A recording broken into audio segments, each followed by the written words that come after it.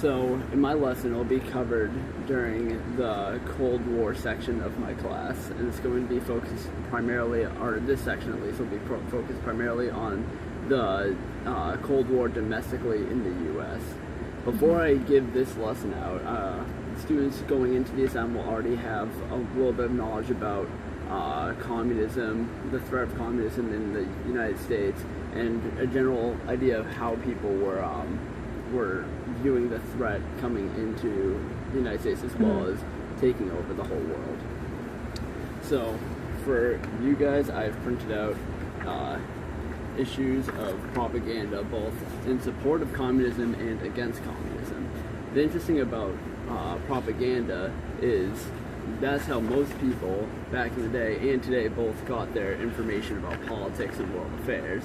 So I feel like it would be useful to utilize examples of propaganda to launch a class debate between a pro-communist side and an anti-communist side.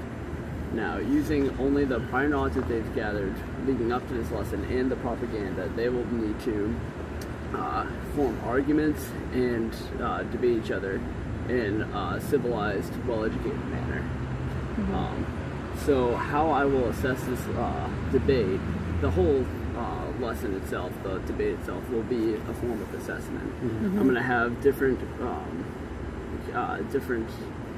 points I would like all the students to cover, including opening speech, closing remarks, referral to primary and secondary sources that we've used in the class, and referring back to the examples of propaganda that I have given them that class period. And how I will lead order in the class is using the app that I've downloaded, right?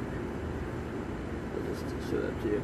So the first app is a fancy timer and counter.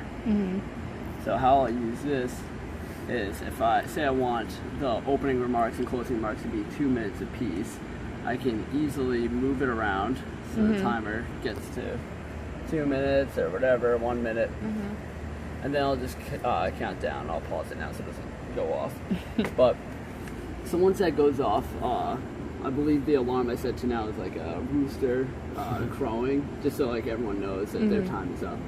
And how students will be assessed: if the students are making the closing remarks, the opening remarks, they will be responsible for making it to that time limit.